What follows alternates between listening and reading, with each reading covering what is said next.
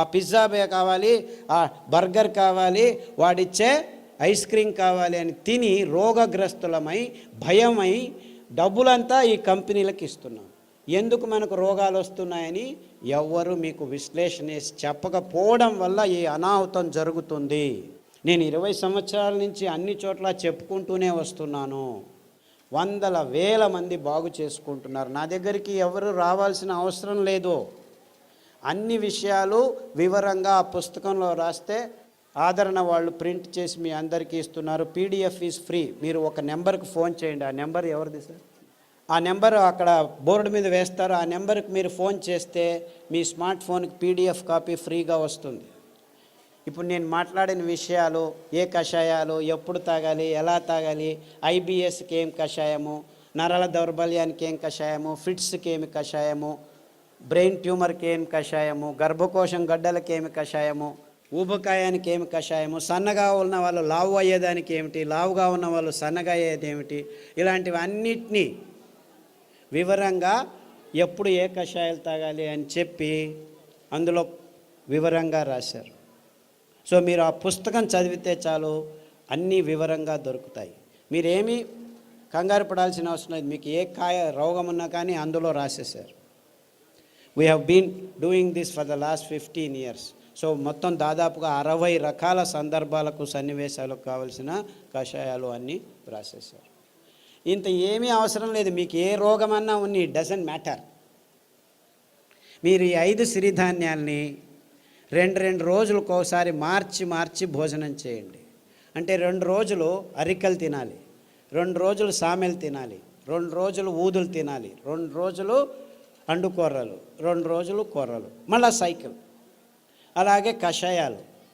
ఈ రోగనిరోధక శక్తి మీకు కావాలంటే ఈ వ్యాక్సిన్లు ఇవి అవి ఏం పనిచేయవు, ఏమీ పనిచేయవు. మీకు పనిచేసేది ఈ 7 కషాయాలు. చెప్తాను, పుస్తకంలో రాశారు. గరిక, తులసి, తిప్పతీగ, బిల్వం, కానుగ, వేప, రావి. ఈ 7 ఆకుల కషాయాల్ని 4 రోజులు, గరిక 4 రోజులు, తిప్పతీగ 4 రోజులు, తులసి 4 రోజులు, బిల్వం 4 రోజులు, కానుగ 4 రోజులు, 4 రోజులు వేప, 4 రోజులు రావి కషాయాలు తాగితే మీకు 2 సంవత్సరాలు డెంగ్యూ రాదు, పంగు రాదు, H5 రాదు, N1 రాదు, పంగు, జింక, పుంక, నీఫా, గీఫా, ఈ రోగాలన్నీ మీ దగ్గరికి రానే రావు, గ్యారంటీ. దీనికి ఏమైనా ఖర్చు పెట్టాలా మీరు?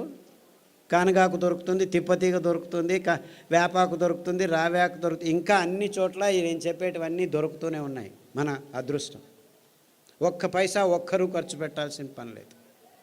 ఆకులు తెచ్చుకోండి, బాగా కడగండి. ఏ దానిలతో కడుగుతారు? ఏ నీళ్ళతో కడుగుతారో? ఆర్వో వాటర్తో కడక్కండి.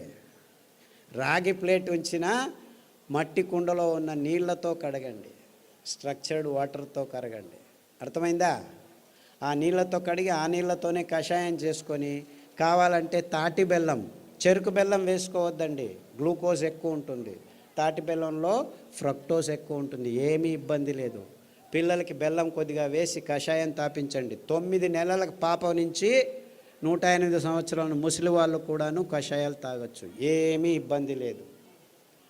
అదే ఆడవాళ్ళు అయితే గోంగూర కషాయం రామబాణం. మీకు ఏమీ తోచట్లేదనుకోండి, గోంగూర ఆకు తెచ్చుకొని 4 ఆకులు ఉడకపెట్టుకొని 2 నిమిషాలు కషాయం చేసుకొని తాగండి. టీవీ చూడకండి, టీవీ చూస్తూను తాగొచ్చు. గోంగూర కషాయం అయితే మీకు టీవీ చూడకుండా చేస్తుంది. మీకు ప్రజ్ఞ ఎక్కువ అవుతుంది, రోగనిరోధక శక్తి ఎక్కువ అవుతుంది, అద్భుతమైన రక్తహీనత నుంచి దూరంగా చేసేదానికి వీలవుతుంది, వైట్ డిశ్చార్జ్ తక్కువ అవుతుంది. ఇలాంటి మీ సమస్యలన్నీ 99% గోంగూర కషాయంతో మాయమైపోతాయి. సో వారానికి 2 రోజులు, లేకపోతే 2 వారాలు గోంగూర కషాయం, 2 వారాలు కొత్తిమీర కషాయము, 2 వారాలు రావి ఆకు కషాయం తాగితే చాలు, ఆడవాళ్ళకి ప్రాబ్లమ్స్ అన్నీ మాయమైపోవడం మొదలుపెడతాయి. ఇంత సింపుల్గా ఉంది విషయం. ఇన్ఫ్యాక్ట్ ఇంత సింపుల్గా ఉందని నేను చెప్పేది ఎవరు నమ్మరు. మొదలు అందరూ అలాగనే వాళ్ళు. ఒక డాక్టర్ లేచి నేను 2 గంటలు లెక్చర్ ఇచ్చిన తర్వాత, ఓ ఈజ్ దట్ సో సింపుల్ అన్నాడు. I said it is much simpler. 2 గంటలు అవసరం లేదు, 2 వాక్యాల్లో చెప్తాను నేను. 2 వాక్యాలు. రోజుకు 1 గంట నడవండి, వీలైతే పొద్దున 15 నిమిషాలు, సాయంకాలం 15 నిమిషాలు ఇంత అద్భుతమైన పదార్థాలని ఇప్పటికీ ఇస్తున్నాడు దేవుడు. ఇన్ని పాపాలు చేసినా మనము ఆ దేవుణ్ణి ఒక 15 నిమిషాలు పొద్దున్న లేచి ధ్యానం చేయండి, సాయంకాలం పడుకునే ముందు ఒక 15 నిమిషాలు ధ్యానం చేయండి. తర్వాత సిరిధాన్యాలను తినండి, గోధుమలను తినకండి, బియ్యం తినకండి, పాలు తాగకండి, చక్కెర ముట్టద్దండి, గుడ్లను కూడా చూడొద్దండి. పాపం అవేమో పిల్లల కోసం గుడ్లు పెట్టుకుంటున్నాయి, మీరు వెళ్ళి రాక్షసులాగా తినకండి. దానిలో గుడ్లు దానిలో కొననివ్వండి. లేదు చేపలు చాలా మంచివి, జలపుష్పాలు తినొచ్చని కొందరు స్వామీజీలు కూడా చెప్పడం మొదలుపెట్టారు. దాంట్లో మీకు దొరికేది పాదరసము, మెర్క్యూరీ తప్ప ఇంకేమీ దొరకదు. అంత భయంకరంగా ఉంది. బుద్ధిమాంద్యం పోదు కదా, బుద్ధిమాంద్యులు అవుతారు. మీ పిల్లలు బుద్ధిమాంద్యులు కాకుండా పుట్టాలంటే కొర్రలు తినండి, అండు కొర్రలు తినండి, అరికెలు తినండి, సామెలు తినండి, అరటి బోధ కషాయము, పసుపు కషాయము గర్భిణిగా ఉన్నప్పుడు తాగండి, పిల్లలకు తాగించండి. మీ పిల్లలు బుద్ధిమాంద్యులు అయిపోయి సూక్ష్మగ్రాహీలు అవుతారు. ఇన్ఫ్యాక్ట్ ఫిట్స్ వచ్చి కత్తి చాకు తీసుకొని చంపేస్తాననే పిల్లవాడు, ఆ తల్లిదండ్రులు కత్తి చాకు తీసుకొని చంపేదానికి పోయే పిల్లవాడు పసుపు కషాయము, రావి ఆకు కషాయము, శొంఠి కషాయం తాగిపించి అండు కొర్రలు తినిపించడం మొదలు పెడితే ఇప్పటికి 12 సంవత్సరాలైంది, 10వ తరగతి ఫస్ట్ క్లాస్లో పాస్ అయ్యాడు. ఇలా 100 కేసులు ఉన్నాయి. అంటే ఫిట్స్ కోసమని టెగ్రిటాలు, వాల్ప్రోయిక్ యాసిడ్, ఫ్రీజియం ఇవ్వడం మొదలు పెడతారు పిల్లలకి. ఆ మందులు తీసుకుంటూ పిల్లలు బుద్ధిమాంద్యులు అయిపోతారు. ఫిట్స్ రావు అని చెప్తారు, అయినా వస్తూనే ఉంటాయన్నమాట. అలాంటి వాళ్ళందరికీ కొర్రలు, అండు కొర్రలు తినిపించి ఈ కషాయాలు తాగిపిస్తే 6 నెలల్లో ట్యాబ్లెట్లు మెల్లిమెల్లిగా ఆపు చేసి ఇప్పుడు హ్యాపీగా ఇంట్లో అందరికీ సహాయం చేసుకుంటూ బాగా నడుస్తూ ఏ ఇబ్బంది లేకుండా మాట్లాడటం తెలియని వాళ్ళు కూడా మాట్లాడడం మొదలుపెట్టారు. అది 15 సంవత్సరాలు 20 సంవత్సరాల తర్వాత. అంతవరకు మాటలనేది తెలియని పిల్లలు కూడాను ఇప్పుడు మాటలు నేర్చుకుంటున్నారు. ఇలాంటి అద్భుతమైన విషయాలు ఈ ధాన్యాల్లో, ఈ కషాయాల్లో ఉన్నాయని చెప్పేదానికి నాకు చాలా చాలా సంతోషంగా ఉంది. అర్థమవుతుందా? It's very simple, very simple. ఇంత సరళమైన అద్భుతమైన ఆరోగ్య రహదారిని మేము నిర్మించాం. ఇంకా బాకీ ఉంది ఏమిటి? మీరందరూ అందులో నడవటం మాత్రమే. అంతే. అందరికీ ఆహ్వానం, ఆరోగ్య రహదారిలో నడవండి అని మా విన్నపంతో మీ అందరికీ వందనాలు. సిరిధాన్యాలు తింటే అరగట్లేదు అని దీనికి 2 కారణాలు ఉన్నాయి. మీరు పొద్దున్న సిరిధాన్యం ఇడ్లీలు తింటే రాత్రి వరకు ఆకలి కాదు. మీరు అనుకుంటున్నారు ఈ బియ్యం తిని 2 గంటలకే ఆకలి అవుతుంది కదా, సో అది బాగా అరుగుతుంది అనుకుంటున్నారు. అలా కాదు. ఇది సిరిధాన్యాలు తింటే మీకు ఎంత కావాలో అంత గ్లూకోజ్ అందుతూ ఉండటం వల్ల మీకు ఆకలి కాదు. అంటే అది జీర్ణం కావట్లేదని కాదు మీకు అర్థం. అందరికీ ప్రాబ్లం అది. అంతేకాకుండా మీరు సిరిధాన్యాల్ని బియ్యంలాగే కుక్కర్లో వేసి పుస్ అని 4 కూగులు కూగించేస్తే రాదనమాట, అది ఉడకదు. రాత్రి నానబెట్టి పొద్దున ఉడకబెట్టుకోవాలి. కనీసం 3 గంటల నుంచి 6 గంటలు నానబెట్టాలన్నమాట. నానబెట్టి వండితే ఆ ధాన్యం తింటే మీరు హ్యాపీగా ఫీల్ అవుతారు, ఆరోగ్యంగా ఉంటుంది. సిరిధాన్యాలు చిన్న పిల్లలు, 9 నెలల పిల్లలు కూడాను జీర్ణించుకోగలరు, ఏమీ ఇబ్బంది లేదు. కానీ మీరు వంట వండే విధానంలో మార్పు రావాలి, నానబెట్టి వంట చేయాలి. హలో సార్, మేము dialysis patient, kidney infection. Hello, కిడ్నీలో చాలా రకాలైన ఇబ్బందులు ఉన్నాయి.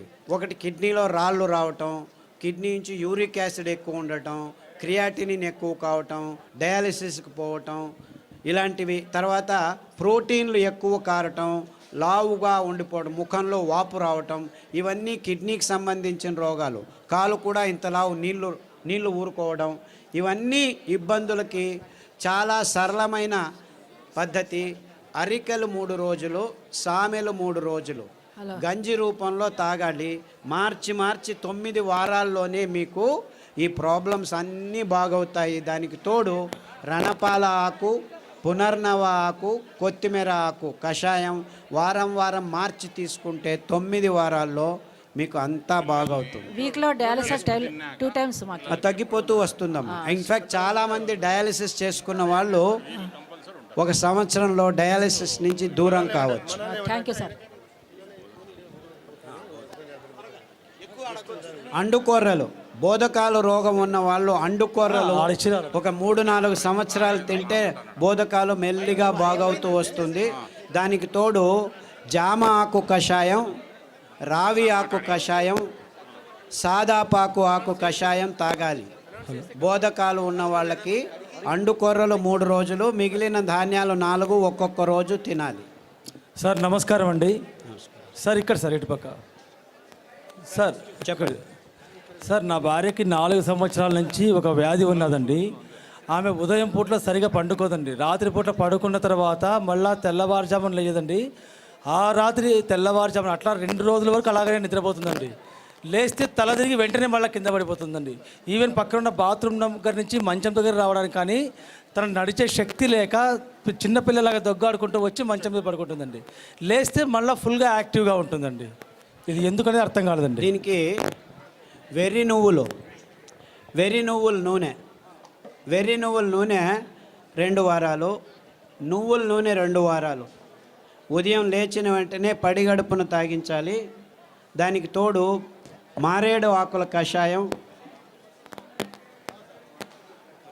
బిల్వపత్రం కషాయం అంటారు. మారేడు బిల్వం 2 ఒకటే. గరిక కషాయం, పసుపు కషాయం, సాదాపాకు కషాయం వారం వారం మార్చి తాగించండి. అండుకొర్రలు 3 రోజులు, మిగిలిన ధాన్యం ఒక్కొక్క రోజు. ఇలా తినిపిస్తే 6 వారాల్లోనే తేడా కనిపిస్తుంది. 6 weeks all that it takes. 6 నెలల్లో పూర్తిగా బాగవుతుంది.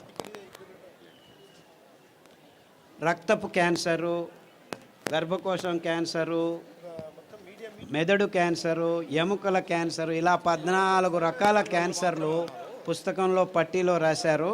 దాంట్లో ఉన్న ఆహారం, కషాయాలు వాడితే 6 వారాల్లోనే తేడా రావటం జరుగుతుంది. 6 నెలల్లో చాలా మటుకు మీకు గుణముఖులు అవుతారు. సార్ నాకు ఒట్టిగో డిజినెస్, తల తిరగడం, మళ్ళీ ఇది ఒకటి ఉంది సార్. ఇది బ్రెయిన్ కొంచెం. సాదాపాకు కషాయము, పసుపు కషాయము, అరటి బోధ కషాయము. తర్వాత ఈ వర్టిగో ఉన్నవాళ్ళు చాలామందికి ఈ తంబాకు అంటే పొగాకు, సిగరెట్లు కానీ ఈ లోపల నోట్లో పెట్టుకోవడం కానీ అలవాటు ఉన్న వాళ్ళకి ఈ వర్టిగో ఎక్కువగా ఉంటుంది. అంటే మీరు దాని నుంచి బయటపడాలంటే చేయాల్సింది కానుగ ఆకు కషాయం, చమురు ఆకు కషాయం, రావి ఆకు కషాయం. ఈ 3 కషాయాలని మార్చి తాగాలి. అరికలు, సామెలు ఎక్కువగా తినాలి. సార్ నమస్కారం sir. Prostate cancer, lung cancer. ఇప్పుడు ఏమైందంటే లంగ్లో క్యాన్సర్ వచ్చింది, రేడియోథెరపీ, కీమోథెరపీ తీసుకుంటారు, అక్కడికి ఆగదు, ప్రోస్టేట్కి వస్తుంది. ప్రోస్టేట్ తీసుకుంటే ఎముకలకు వస్తుంది. అంటే ఇది క్యాన్సరు ఇక్కడుంది, అక్కడుంది అని కాదు. క్యాన్సర్ మొత్తం దేహంలో ఉంది, ఒక్కొక్కసారి ఒక్కొక్క చోట బయటపడుతుంది అని అది అర్థం చేసుకోవాలి. కాబట్టి అన్ని క్యాన్సర్లకు మూలం ఒకటే. అందువల్ల మీరు పారిజాతము, రావి ఆకు, జామ ఆకు కషాయాలు అన్ని క్యాన్సర్లకు బేస్గా ఉండాలి. ఈ 5 ధాన్యాల్ని 2 రోజులు తినడం మొదలు పెట్టండి. 6 వారాల నుంచి 6 నెలల్లో మీకు గుణముఖుడవడం మొదలు పెడతారు. 2 సంవత్సరాల్లో పూర్తి క్యాన్సర్ మీ దేహం నుంచి బయటపడిపోతుంది. ఏమీ ఇబ్బందులు ఉండకుండా జరుగుతుంది. బ్రెయిన్ స్ట్రెంగ్తింగ్ చేసి అదే చెప్పాను కదా, సాదాపాకు, పసుపు కషాయాలన్నీ ఈ నర దౌర్బల్యానికి జరిగినదానికి. తర్వాత నువ్వుల నూనె, వెర్రి నువ్వుల నూనె తాగండి. ఐబిఎస్ పుస్తకంలో రాసాము. ఐబిఎస్, క్రాన్స్ డిసీజు, కొల్లైటిస్ ఇవన్నీను లిస్ట్ చేశాము. పుస్తకంలో పట్టీలో ఉంది, గమనించి వాడండి. నమస్కారం సార్. సార్ నమస్కారం సార్. సార్ పాలు కాకుండా పాల ఉత్పత్తులు, పెరుగు, మజ్జిగ. పాలు లాక్టోబాసిల్లస్ తోడుకు పెరుగుకు వేసుకుంటే అందులో ఉన్న కెమికల్స్ అన్నీ నిర్నామం అయిపోతాయి ఫర్మెంటేషన్ వల్ల. అంతేకాకుండా మనకు పాలు, కొబ్బరి పాలు అతి అద్భుతమైన పాలు, అన్ని రోగాలను దూరం చేస్తాయి. నువ్వుల పాలు ఇంకా మంచిది, రాగి పాలు మంచిది. సో మనకు ఒక్క పాలు కాదు, కొబ్బరి పాలు అతి అద్భుతమైన పాలు. పిల్లల రోగాలన్నీ దూరం అయిపోతాయి, రోగనిరోధక శక్తి ఎక్కువ అవుతుంది, జీర్ణశక్తి బాగుంటుంది, మెదడు రోగాలు రాకుండా ఉంటాయి. సో మీరు పాలకు పర్యాయం అంటే చాలా పాలు ఉన్నాయి. కొబ్బరి పాలు, నువ్వుల పాలు, రాగుల పాలు, సజ్జల పాలు, ఇలా 4-5 రకాల పాలు. దానిలో నుంచి పెరుగు కూడా చేసుకోవచ్చు, ఏమీ ఇబ్బంది లేదు. సార్ నమస్కారం అండి, నా పేరు పూల రమణ సార్. ఈ పరిసర ప్రాంతాల్లో మాకు రాగిడి భూములు ఎక్కువ సార్. సో ఈ ప్రాంతంలో మేము ఎక్కువగా జొన్నలు పండిస్తుంటాం, జొన్నలు, రాగులు, సద్దలు పండిస్తుంటాం. వాటి గురించి కూడా మీరు కొంచెం దయచేసి వాటి వివరణ కూడా ఇవ్వాలి. పుస్తకంలో రాశారు తటస్థ ధాన్యాలని. ఎందుకు మీరు రాగులు, సజ్జలు, జొన్నలే ఇంకా పెంచుతున్నారంటే కారణం ఇంతే. ఇది చాలా టెక్నికల్ రీజను, ప్రాక్టికల్ రీజను. రాగులు, సజ్జలు, జొన్నలు నగ్న బీజాలు అంటారు. అంటే దానిల మీద కవచం ఉండదు. అంటే దాన్ని మీరు మిషన్కి తీసుకెళ్ళి డీహస్కింగ్ చేయాల్సిన పని లేదు.